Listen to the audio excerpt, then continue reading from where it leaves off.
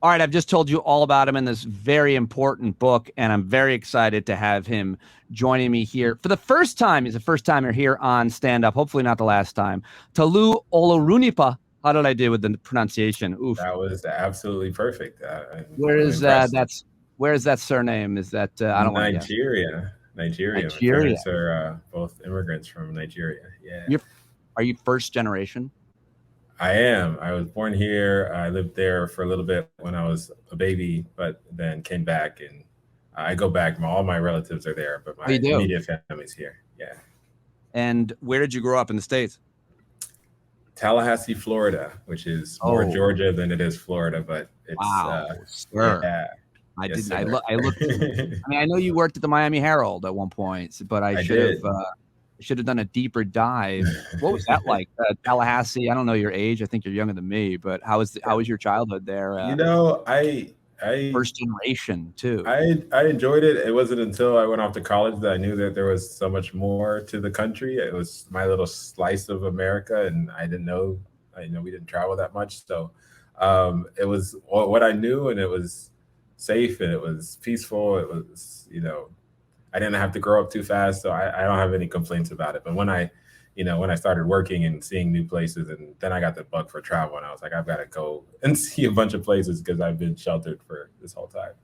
Well, I promise. I promise you, we're going to talk about this amazing and important new book. But I just you've not been on, and I'm a big fan of your work, and I'm just wanted to get to know you and let my audience get to know you, and hopefully follow and support the rest of your career. And so I just want to, why journalism? Why does a first generation young black man go to, I guess, college for it, and then pursue a career in it? Because you've done it. You've done a lot. You've worked at obviously a lot of different outlets and done different types. So why would you pick this? Well, it goes back to my immigrant parents. I mean, they were news junkies. They realized that if they were going to make it in this country, they needed to be aware of what was happening. They needed to consume information as much as possible. And they instilled that in me and my siblings, and they wanted us to be well read and be able to write and be able to consume the news. And it got to a point that I wanted to be part of making the news because I knew that when my parents had information, that helped them live somewhat on a level playing field with people who had been here before. When they didn't have information, they were taken advantage of. They made mistakes. They missed out on benefits that they could have had.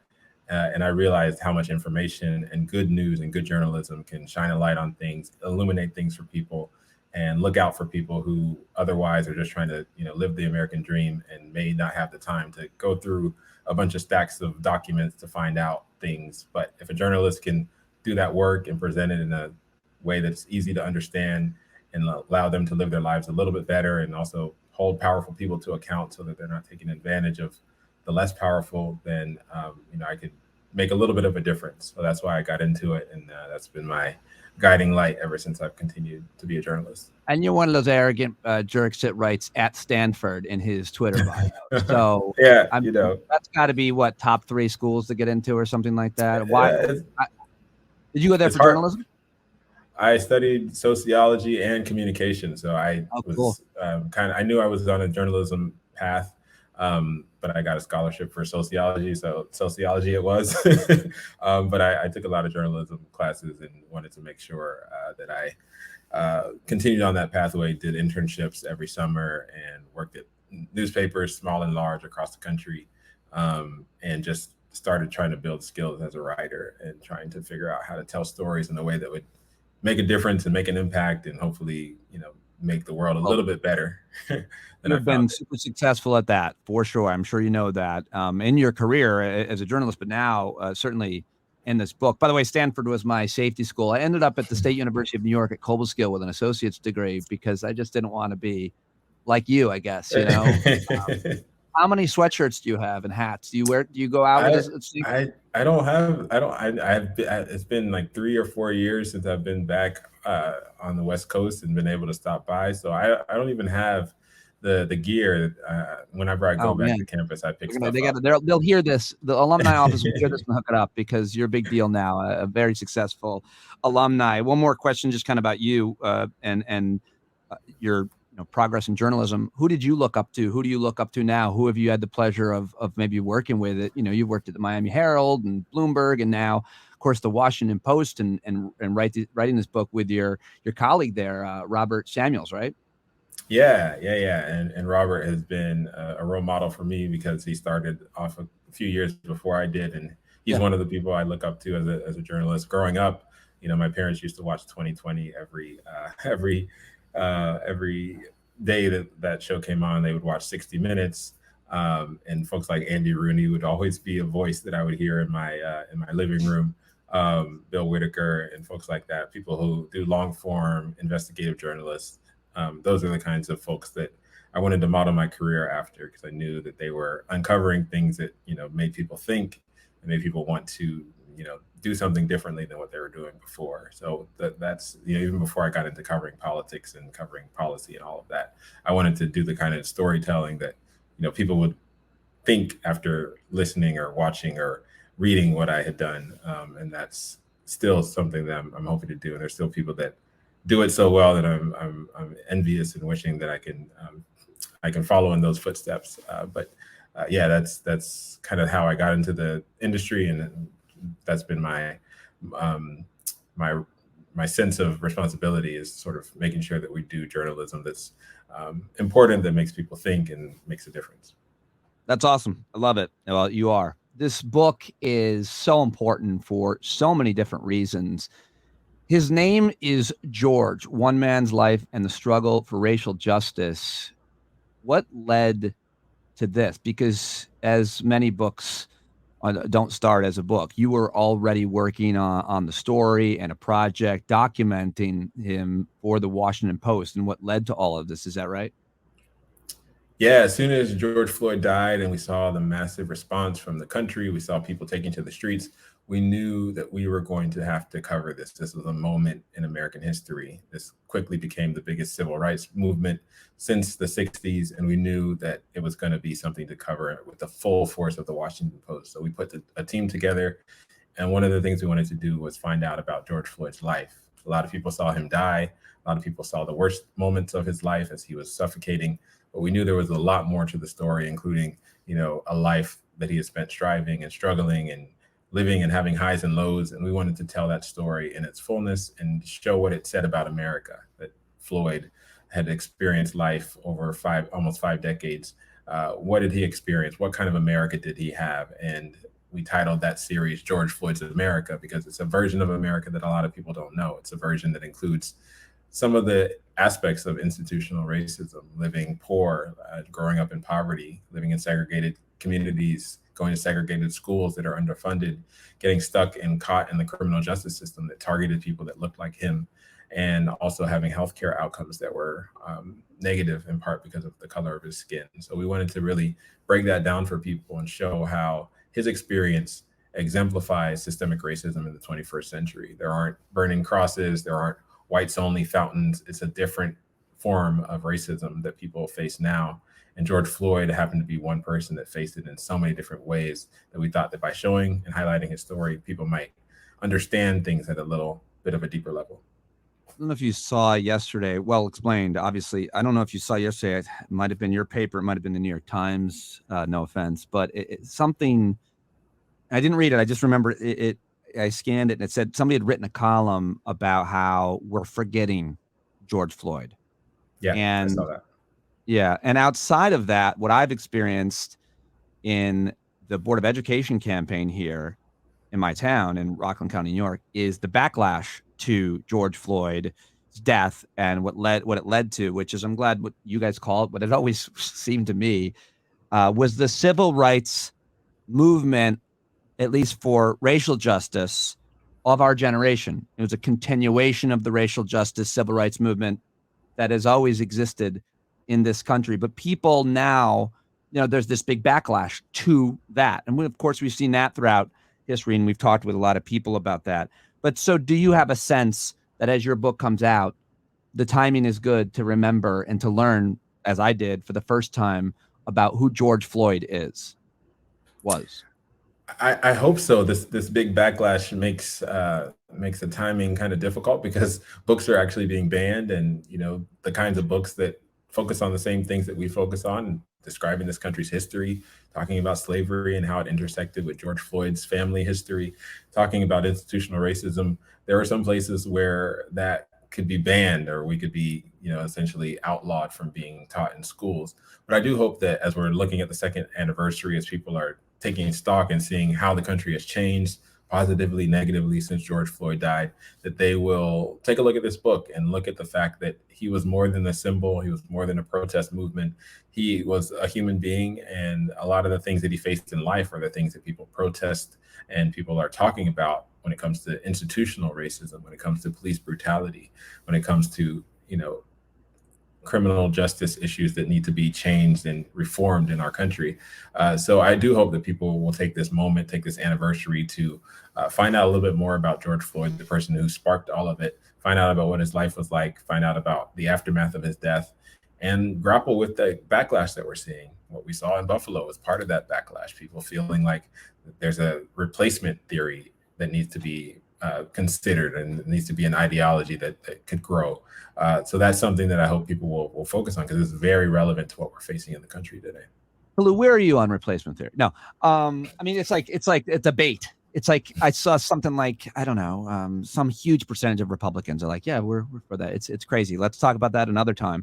How did you guys write this book? Because your pinned tweet says 400 plus interviews, 400 plus years of history, 400 plus pages. So, the first it's all interesting and contextual, but how did you guys write this book? 400 interviews of who? Everyone who knew George Floyd, people who are experts who knew about the systems he navigated, policymakers, mayors, governors. We interviewed the president. We wanted to take a bottom to top approach of people who knew Floyd personally and could contextualize and humanize him for us, recreate stories and recreate scenes that he was part of. But this book is not just a biography that just says these are the scenes of George Floyd's life. We wanted to talk about the context of his life, the systems that impacted him, the system of the war on drugs and mass incarceration. We had to talk to experts because George Floyd was caught up in that system. He was impacted by that system. He was stopped by the police more than 20 times over the course of his life. And 6 of those officers were later charged with crimes and corruption, including falsifying arrests and putting fake charges on people like George Floyd. So we wanted to show how those systems were created. And it involved a lot of research. It involved a lot of discussions. It involved a lot of hard interviews with people who were still in mourning. And it involved us trying to describe the America that George Floyd knew and the systems that impacted his life, as well as the systems that took his life, including the police system and the police department in Minneapolis. So we spent time in Washington, D.C. We spent a lot of time in Houston, Texas, spent a lot of time in Minneapolis and other cities where we did interviews with people who knew Floyd or knew the systems that he navigated, to try to present a full picture of what his life was like. Yeah, I think you taught me that George Floyd was born in Houston, Texas, spent the first part of his life there, and then moved to Minneapolis for a change that we'll get into, a positive change that we'll get into. But you mentioned you interviewed hundreds of people who knew George Floyd. There was a question I just want to ask you that a lot of people had. Did Derek Chauvin, the cop who murdered him, know George Floyd? They lived in the same town for a long time. They were in the same places. It's not a big town. And there were a lot of questions that maybe there was something, maybe he was targeted specifically for some other reason. Any evidence? We researched this very closely because we had heard those rumors. We did document that they did work in the same place. They worked at the same nightclub in the same building. But there was no evidence that there was any animosity, that they actually had a relationship or that they knew each other at a deeper level. What we did find out, because we researched Derek Chauvin as well, and we researched his experience in the police department, was that it was not uncommon for him to use this kind of force against people. He had done so many times. So even if he didn't have animosity against George Floyd, he was the kind of person that would use excessive force on a regular basis, kneel on someone's neck because he thought they were too big, not take his knee off even though they weren't moving, even though they were no longer breathing, because that was just the kind of person he was. And we documented several times where he used similar tactics against children, against men, and he was complained about on a regular basis as being somebody who used excessive force. So even as we researched and we found out that even though they moved around in some of the same spaces, it didn't appear that they had any personal beef, but Derek Chauvin was just the kind of person that didn't need that level of motivation to use that level of force against someone who was crying out for help. Let's start where he started, which is in 1973 in Houston, right, where he was born. And I'm going to go ahead and say, and you can push back if you think this is wrong or something, but I'll just say that there's never been a good time to be born in black in America, and certainly not a good time to be a black man in America.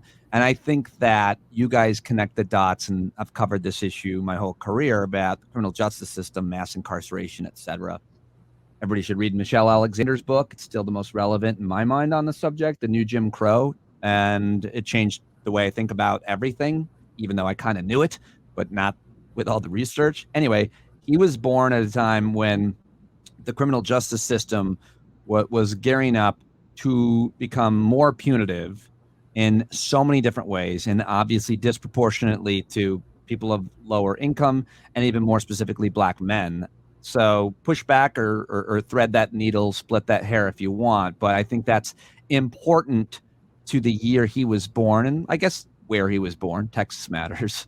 Oh, definitely. I couldn't have put it any better. I also, had to engage with Michelle Alexander's book as a part of writing this, because so many of the themes that she brings up were so relevant to George Floyd's life. Absolutely. And like you said, Texas was a state that was really on the bleeding edge of all of these pieces of mass incarceration. They were one of the most punitive states, and George Floyd found himself caught up in that system.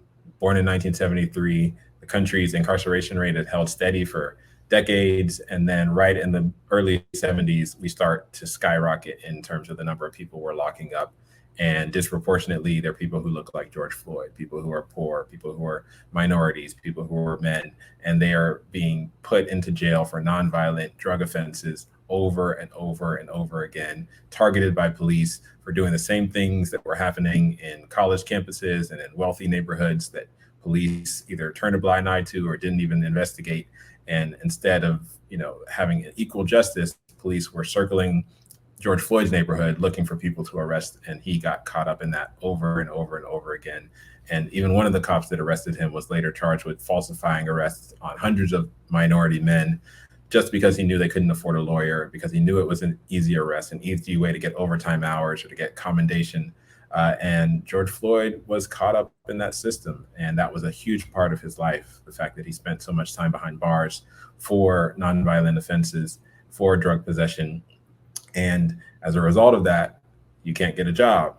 As a result of that, you can't provide for your family. As a result of that, you're poor again, and you're forced to make difficult choices that may lead you to this underground economy that he was in. So it was important for us to showcase that part of his life as well, because it is a system that decimated entire communities, as Michelle Alexander writes about, and George Floyd's community was one of those.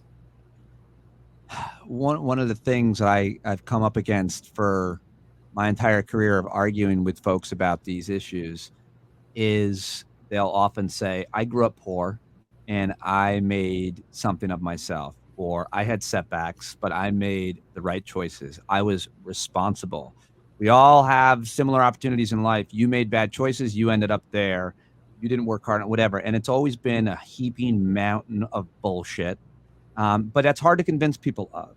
Your book goes a long way, I feel like, of demonstrating why that isn't the case, using George Floyd's life as an example. And one of the things I guess you rarely think about, but that your book comes back to quite a bit, Rao, is that George Floyd was always very mindful of he was a big dude. And big men are in one category, and big black men are in maybe a much different category. Why did you guys spend a lot of time on that aspect of his life? I mean, and put all of that together. It matters so much, and you never would have thought about that. I mean, most of us don't. Yeah, in those interviews that we did, we heard people recreate conversations that they had with Floyd in which he explained how he related to his body. He said he would go into a room, look around, and meet everyone, shake everyone's hand, look them in the eye, just to make them feel at ease, because he knew as soon as he walked into that room at 6'6", 225 pounds, someone who worked out, the people would look at him and they would put a certain stereotype on him. He's an intimidating guy. He's someone who might hurt me. He's someone who might be violent towards me. He's someone I need to be fearful of. And his personality was so much different. He was a mama's boy. He was someone who was kind-hearted, who would go around saying, "I love you" to friends, male and female. And he didn't want people to put that stereotype on him as this violent guy. And obviously we saw in his last moments, the police did not give him the benefit of the doubt. And one of the things he said to the cops was, "Why don't you believe me? I'm not that kind of guy. I'm not a bad guy." Because he knew that they were going to put a stereotype on him just because he was big, just because he looked the way he did. And that's exactly what happened. The officers said we had to control him because he was a big guy. And that's why they continued to be on him and stand on him and put their knees on him, even though he wasn't breathing, even though he was still in the prone position for several minutes. So it was important to his death. It was important to his life. And we wanted to explore that in this book.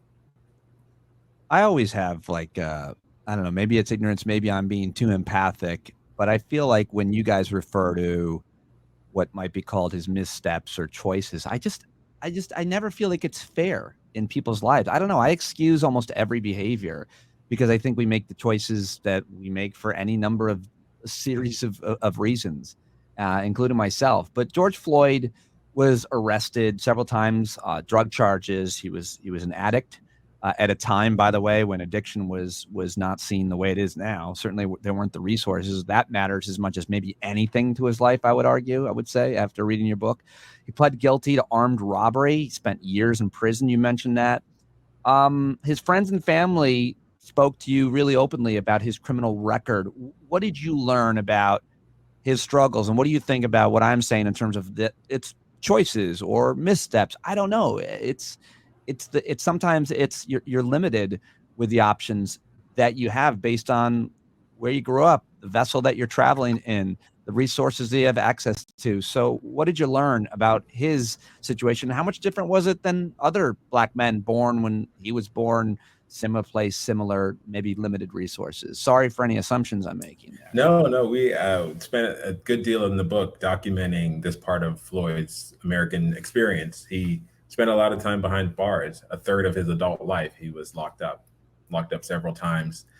Never having seen a jury, by the way. He pled guilty every time because, as Michelle Alexander points out in her book, guilty pleas are really the only choice in some of these situations, even if you feel like you're innocent. And there are some situations where he told his friends and family he was guilty. There were some situations where he told his friends that he was innocent, and they still told him plead guilty, because if you try to fight this with a court-appointed lawyer, you're going to get a much longer jail sentence. So take the deal. But it was important for us to explore this time in his life because he was introspective. He wrote about his, the dark periods he was in. He agonized over some of the mistakes that he made, some of the challenges that he faced in trying to navigate the court system as a poor Black kid that was not able to afford a lawyer or get any kind of the benefit of the doubt. And it was important for us to explore that part of the American system too, because there are, like you said, millions of other people that are trying to navigate these systems without any help, without lawyers, without support. And as soon as you make a mistake, or as soon as you are perceived to have made a mistake, the system closes in on you and traps you. And all of a sudden, for the rest of your life, you're branded a felon. And that makes it hard for you to get a job. And without a job, you have to provide for your family. And the only thing that's presented to you is going back to the streets where you think you can at least try to make a living for a time. But then the police are everywhere and they're focused on your neighborhood and not focused on other neighborhoods. So you suffer the consequences of drug possession while others do not suffer the consequences. And like you said, at the time that George Floyd was first experiencing substance use issues, was not seen in an empathetic, it was seen as a let's lock everybody up and throw away the key way. That's what happened to Floyd. He wrote at one point that he was suffering from addiction as he was in jail. They gave him an intake form and he said, I'm suffering. He admitted, I'm suffering from this Percocet addiction. I need help. And they told him that he was faking a mental illness. They put him in a cell and they let him while away and deal with his issues on his own. So even when he admitted that he needed help, he was basically discarded and not given the empathy that we've seen now when the opioid crisis hit other communities and became more widespread. When it became more empathetic and there became a more sympathetic response, George Floyd didn't benefit from any of that. He suffered, and he spent a lot of time behind bars for what he did, and even for things that he said that he didn't do. I'll do maybe a 15 to 20-second rant and not end on a question, but maybe there's something from the book that you can, comment on. But George Floyd is an example of millions and millions. Let's just say, we could say families, we could say black and brown, we could have all kinds of caveats, but I'll just stick to black men whose lives were destroyed by drugs, by the criminal justice system, by possession of drugs, destroyed. And his life, if a man's life is destroyed, so is his family's life. So it's been well documented that millions and millions of black families, as a result of black men being incarcerated for possession. We could just stick to that. We don't have to talk about violent crime and other things. We don't have to talk about education and employment opportunities. Just drug possession destroyed a generation, maybe more, maybe two, of American black men. And I don't know if you want to add any caveats, or I don't know if you want to use an example, but to me, I think about that all the time. Every time I see like a black face in prison, I wonder, is that guy there because he had drugs 3 times and so he's there the rest of his life? You hear about these sentences, they're real, and then you see him in the papers, you see him with a knee on his neck, and you think, well, he must have done something. Yeah, he might have had drugs, and his life and his family's life is destroyed. That was longer than 20 seconds, Toluse, but I'm done. Yeah, no, that's something we really take head on in the book, and we talk about how so many administrations, so many presidencies over decades embraced this war on drugs, from Nixon to Reagan to Bush 1, Bush 2, Clinton. This was something that presidents and politicians campaigned on and rode into office on the backs of millions of black men being locked up. And it was something that later we realized as a country was excessive, and we're starting to unravel some of it. There have been some laws that have been changed, but the damage has been immeasurable in terms of communities being decimated, families being decimated, an entire generation being left behind, locked up, scarred. You have to remember that prisons are places that are traumatizing. And for people who are nonviolent, who only had possession, sometimes they leave prison much worse off and much more likely to commit other crimes. And that was something that Floyd experienced, and it's something that decimated his community, and it's something that we covered in the book as well. And he tried so hard, clearly, to make good choices. He did good things for people. You guys do such a great job documenting it. But my time with you is over, unfortunately, because I have so many more questions about this book. I guess maybe I just end on a personal one. You and your co-author are black men. You seem in this conversation non-emotional, but I know you're a human. How hard was this for you to learn about and write? And thank you for doing it. And by the way, I don't know what you learned in this, but I would argue this is a book for white people. Like you're not learning as much about Black America or George Floyd's life that you didn't kind of already know almost specifically. So I don't know if both those questions, how did you deal with it? And who is this book for, do you think? Yeah, this was a really tough book to write. Sure. I had avoided watching the video of George Floyd dying for more than a year, even though I was a journalist, even though I was covering it. I knew enough about what happened. I said I wasn't going to watch someone dying on camera again. I had seen, what happened after Michael Brown, after Trayvon Martin, after Tamir Rice. I had seen enough, and it was traumatizing. So I said I wasn't going to watch it, but we had to recreate the scene of his death for this book, and I had to watch that video over and over and over again. And it was incredibly traumatizing and painful to see how many times his life could have been spared and how much disregard the officers had for this Black life. And know that, if I found myself in the same situation crying for breath, the officers probably wouldn't listen to me either, in part because of the way I look. And that's really hard to think, even as a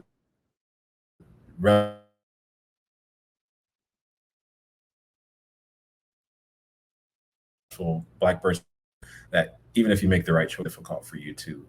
Tolu, you broke up. Still, you broke up one time in the entire interview, and it's really hard to think. You said it's really hard to think. Got it. Okay. Yeah. Can you? Am I back on? Yeah.